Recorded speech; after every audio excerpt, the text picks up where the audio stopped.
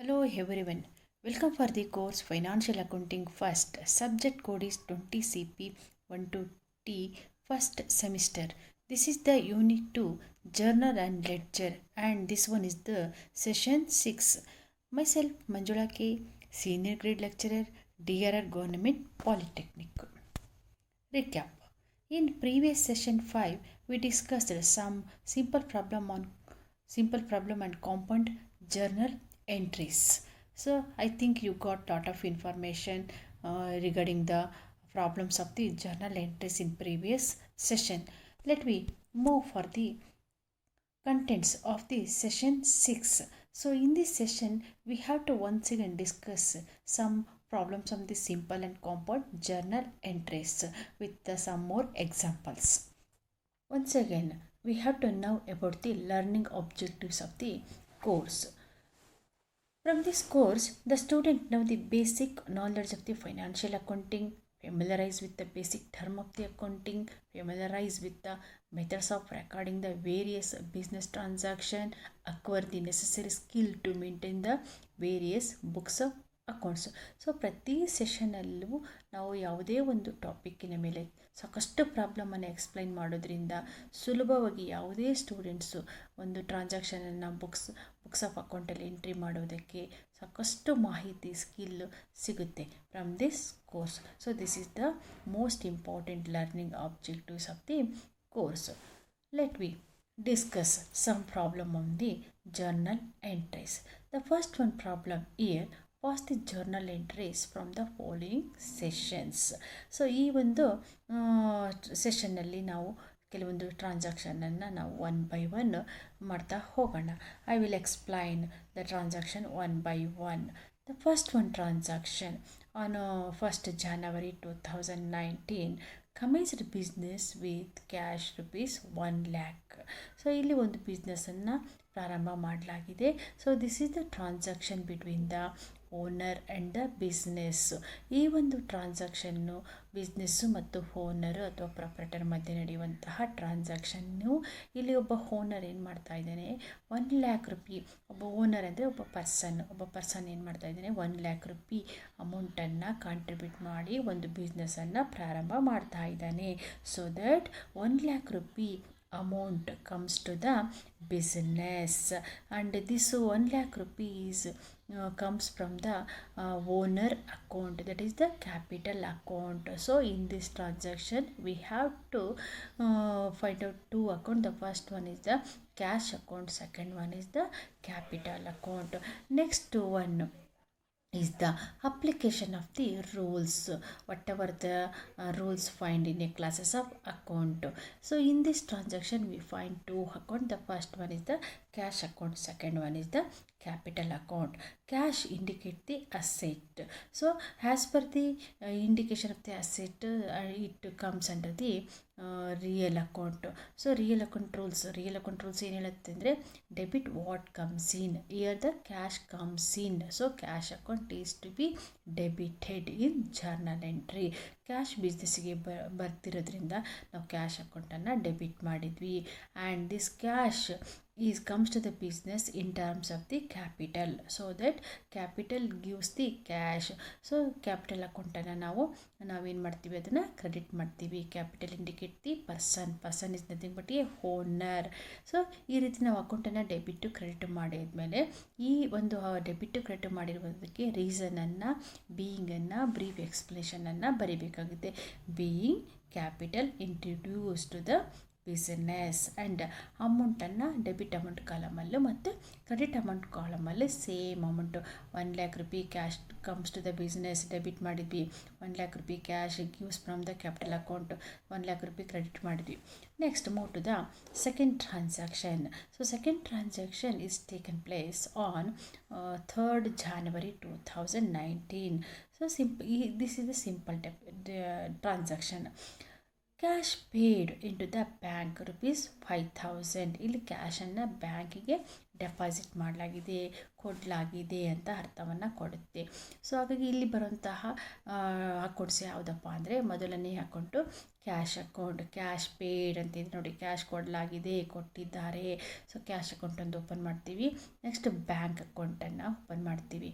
So ಇಲ್ಲಿ 2 transaction find out ಮಾಡಿದ್ಮೇಲೆ find out the classes of the account. So cash account comes under the real account. Bank account, bank represent the artificial person, it is indicate the personal account. Next, application of the rules. So cash goes out, the cash paid anta ide.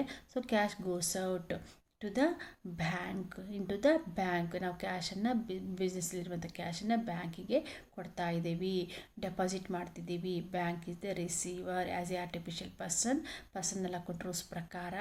Debit the receiver, bank is the receiver, bank ಅಮೌಂಟನ್ನು ಪಡಿತಾ ಇದೆ. So bank ಅಕೌಂಟನ್ನು debit ಮಾಡ್ತೀವಿ. Cash goes out from the ಬಿಸ್ನೆಸ್ಸಿಂದ ಕ್ಯಾಶನ್ನು pay ಮಾಡ್ತಾ ಇದ್ದೀವಿ, bank ಅಕೌಂಟಿಗೆ ಕೊಡ್ತಾ ಇದ್ದೀವಿ. ಸೊ ಹಾಗಾಗಿ ಕ್ಯಾಶ್ ಅಕೌಂಟನ್ನು ಕ್ರೆಡಿಟ್ ಮಾಡಿದ್ವಿ. ಬ್ಯಾಂಕ್ ರಿಸೀವರ್ ಆದರೂ ಹಾಗಾಗಿ ಡೆಬಿಟ್ ಮಾಡಿದ್ವಿ, ಕ್ಯಾಶ್ ಗೋಸ್ ಔಟ್ ಆಯಿತು, ಕ್ರೆಡಿಟ್ ಮಾಡಿದ್ವಿ. ಸೊ ಎಷ್ಟು ಅಮೌಂಟನ್ನು ನಾವು ಪೇ ಮಾಡಿದ್ವಿ, ಸೊ ಅಷ್ಟು ಅಮೌಂಟನ್ನು ಕ್ರೆಡಿಟ್ ಎಂಟ್ರಿ ಮಾಡ್ತೀವಿ. ಎಷ್ಟು ಅಮೌಂಟನ್ನು ಬ್ಯಾಂಕು ಪಡೆದಿದೆ, 5,000 ಪಡೆದಿದೆ, ಅದನ್ನು ಡೆಬಿಟ್ ಮಾಡಿದ್ವಿ. Being cash paid into bank, ಕ್ಯಾಶನ್ನು ಬ್ಯಾಂಕಿಗೆ ಕೊಟ್ಟಿದ್ದೇವೆ. Next third transaction 6th January 2019, purchased goods for cash ₹10,000. 10,000 worth ಗೂಡ್ಸನ್ನು ನಾವು ಪರ್ಚೇಸ್ ಮಾಡಿದ್ದೀವಿ. ಹೇಗೆ ಪರ್ಚೇಸ್ ಮಾಡಿದ್ದೀವಿ, ಫಾರ್ ಕ್ಯಾಶ್ಗೆ ಪರ್ಚೇಸ್ ಮಾಡಿದ್ದೀವಿ.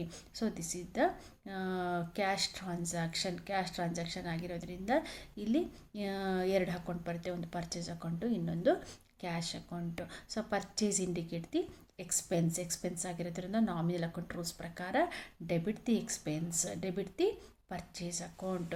Cash goes out for the purchase of the goods. So ಹಾಗೆ ಕ್ಯಾಶನ್ನು ಕ್ರೆಡಿಟ್ ಮಾಡಿದ್ವಿ, ಪರ್ಚೇಸ್ ಅಕೌಂಟ್ ಡೆಬಿಟ್ ಆಯಿತು, ಕ್ಯಾಶ್ ಅಕೌಂಟು ಕ್ರೆಡಿಟ್ ಆಯಿತು. Brief explanation, the goods purchased for cash. So 10,000 worth goods ಬಂದಿದೆ, ಎಕ್ಸ್ಪೆಂಡಿಚರ್ ಖರ್ಚು ಮಾಡಿದ್ದೀವಿ, ಅದನ್ನು 10,000 ಡೆಬಿಟ್ ಮಾಡಿದ್ವಿ. ಸೊ ಕ್ಯಾಶ್ ಗೋಸ್ ಔಟ್, 10,000 ಕ್ಯಾಶನ್ನು ಕ್ರೆಡಿಟ್ ಮಾಡಿದ್ವಿ. Next fourth transaction 10th January 2019, sold goods to Mohan ₹8,000. 8,000 ಗೂಡ್ಸನ್ನು ನಾವು ಮೋಹನ್ ಅನ್ನೋರಿಗೆ ಮಾರಾಟ ಮಾಡಿದ್ದೇವೆ. ನಮ್ಮ ಗೂಡ್ಸನ್ನು ನಾವು ಮಾರಾಟ ಮಾಡ್ತಿದ್ವಿ ಅಂತ ಹೇಳಿದರೆ the Mohan is the receiver of the goods. So Mohan ಅಕೌಂಟನ್ನು ನಾವು ಏನು ಮಾಡ್ತೀವಿ, ಡೆಬಿಟ್ ಮಾಡ್ತೀವಿ. Next goods sold from sale of the goods the business earn the some revenue. ಗೂಡ್ಸನ್ನು ಸೇಲ್ ಮಾಡೋದ್ರಿಂದ ಬಿಸ್ನೆಸ್ಸಿಗೆ ರೆವಿನ್ಯೂ ಬರುತ್ತೆ. Revenue is always credited to the account as per the nominal account rules ಪ್ರಕಾರ ಯಾವಾಗಲೂ ನಾವು ರೆವಿನ್ಯೂವನ್ನು ನಾವೇನು ಮಾಡಬೇಕಾಗುತ್ತೆ, ಕ್ರೆಡಿಟ್ ಮಾಡಬೇಕಾಗುತ್ತೆ. ಓಕೆ, ಸೊ ಸೇಲ್ಸ್ ಅಕೌಂಟನ್ನು ಕ್ರೆಡಿಟ್ ಮಾಡಿದ್ದೀವಿ. ದ ಟ್ರಾನ್ಸಾಕ್ಷನ್ ನೋಡಿ ಇಲ್ಲಿದೆ. Mohan is the receiver, Mohan account debit ಮಾಡಿದ್ವಿ. And sales indicate the revenue or the income. ಹಾಗಾಗಿ ರೆವಿನ್ಯೂ ಅಕೌಂಟನ್ನು ಏನು ಮಾಡಬೇಕಾಗುತ್ತೆ, ಸೇಲ್ಸ್ ಅಕೌಂಟನ್ನು ನಾವು ಕ್ರೆಡಿಟ್ ಮಾಡಬೇಕಾಗುತ್ತೆ. So 8,000 worth of goods received from the Mohan, 8,000 debit ಮಾಡಿದ್ವಿ. So 8,000 revenue earned by the business, that is 8,000 ನಾವೇನು ಮಾಡಿದ್ವಿ, ಕ್ರೆಡಿಟ್ ಮಾಡಿದ್ವಿ. Being goods sold to the Mohan. Next one transaction 15th January 2019, paid rent ₹15,000. So ರೆಂಟನ್ನು pay ಮಾಡಿದ್ದೀವಿ. ರೆಂಟನ್ನು ಕೊಡಬೇಕಾಗುತ್ತೆ ನಾವು, factory rent, building rent, office rent, like that. So rent is indicate the expense. So rent ಅಕೌಂಟನ್ನು ಸಪ್ರೇಟಾಗಿ open ಮಾಡ್ತೀವಿ, rent ಅಕೌಂಟನ್ನು debit ಮಾಡಿದ್ವಿ. ರೆಂಟನ್ನು ಹೇಗೆ ಕೊಟ್ವಿ, ಪೇಡ್ ರುಪೀಸ್ ಕ್ಯಾಶ್ ಮೂಲಕ ರೆಂಟನ್ನು ಕೊಟ್ವಿ. So cash goes out, cash ಅಕೌಂಟನ್ನು ಕ್ರೆಡಿಟ್ ಮಾಡಿದ್ವಿ. The transaction. So rent account debit, rent indicate the expense. Okay, debit ಆಯಿತು. Cash paid for the rent, cash goes out, real account rules ಪ್ರಕಾರ cash ಅಕೌಂಟನ್ನು credit ಮಾಡಿದ್ವಿ. Being rent paid ಅಷ್ಟೇ.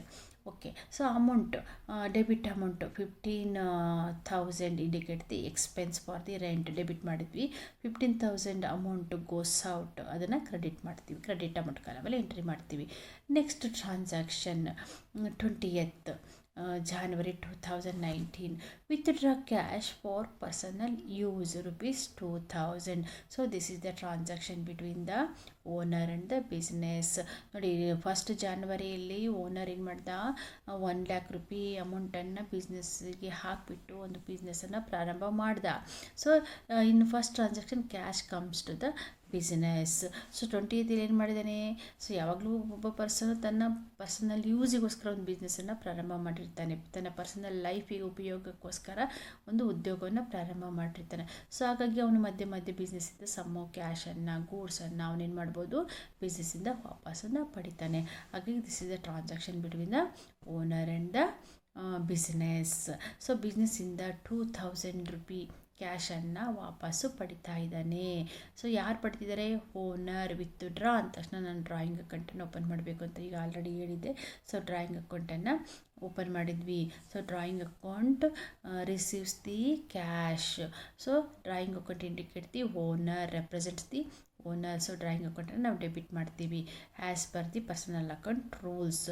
And cash goes out from the business. Cash ಅಕೌಂಟನ್ನು ಏನು ಮಾಡಬೇಕಾಗುತ್ತೆ, ನಾವು ಅದನ್ನು ಕ್ರೆಡಿಟ್ ಮಾಡ್ತೀವಿ.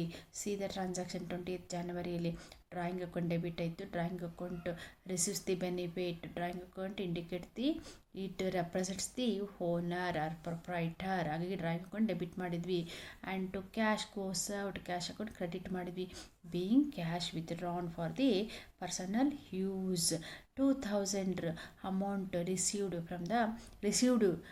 By the drawing account. ಅದನ್ನು ಡೆಬಿಟ್ ಅಮೌಂಟ್ ಕಾಲಮಲ್ಲಿ 2000 ಹಾಕಿದ್ವಿ. 2000 cash goes out from the business credit amount ಕಾಲಮಲ್ಲಿ ಎಂಟ್ರಿ ಮಾಡಿದ್ವಿ.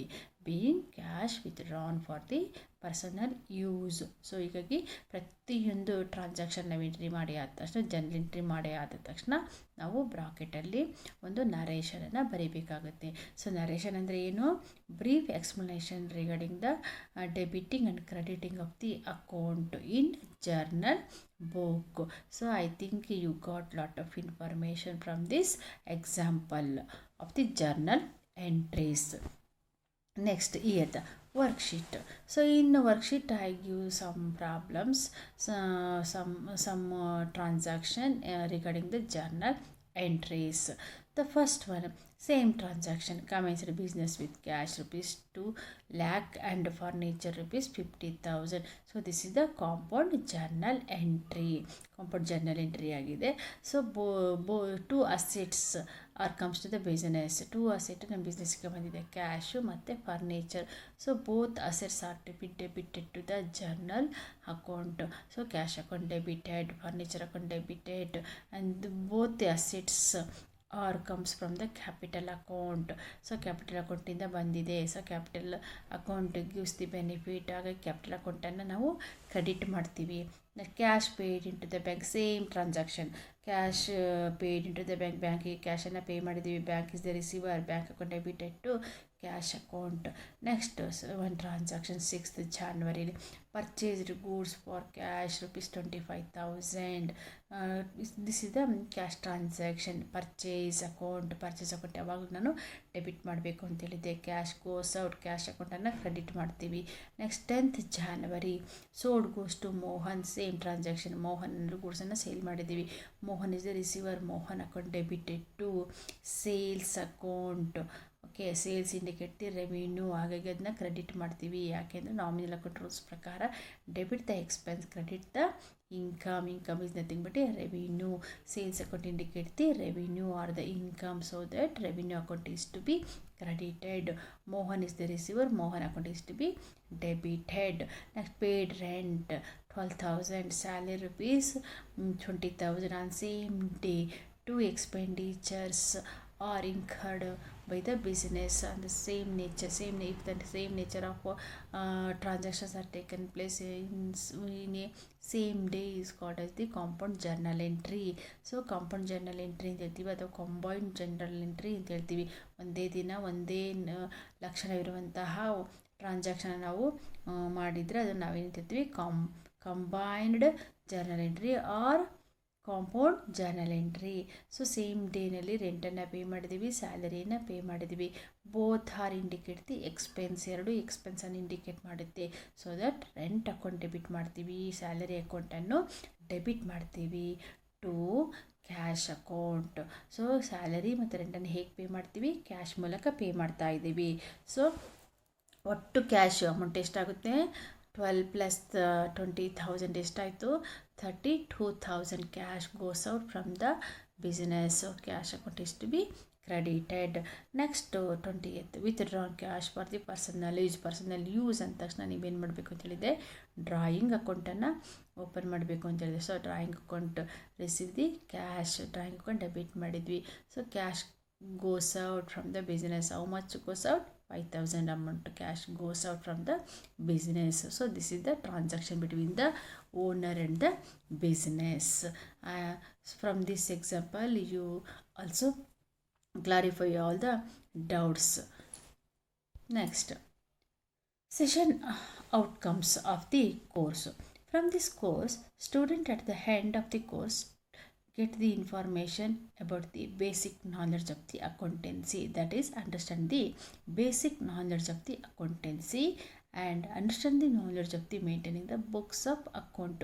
ಬುಕ್ಸನ್ನು ಹೇಗೆ ಮೇಂಟೈನ್ ಮಾಡಬೇಕು ಮತ್ತು ಅಕೌಂಟೆನ್ಸಿಯ ಬೇಸಿಕ್ ಇನ್ಫಾರ್ಮೇಷನ್ ಎಲ್ಲ ಒಂದು ಇನ್ಫಾರ್ಮೇಷನು ಈ ಒಂದು ಕೋರ್ಸಿನಿಂದ ಸುಲಭವಾಗಿ ಸಿಗುತ್ತೆ ಪ್ರತಿಯೊಬ್ಬ ಸ್ಟೂಡೆಂಟಿಗೆ.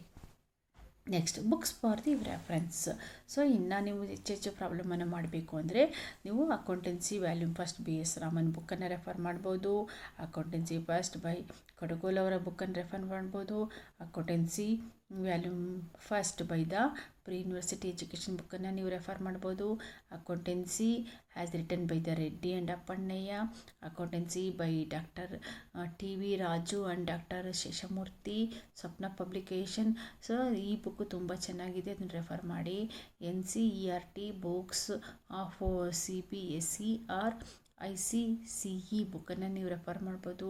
ಅಥವಾ you may get lot of information in open website software like Swayam mouse etcetera. Thank you.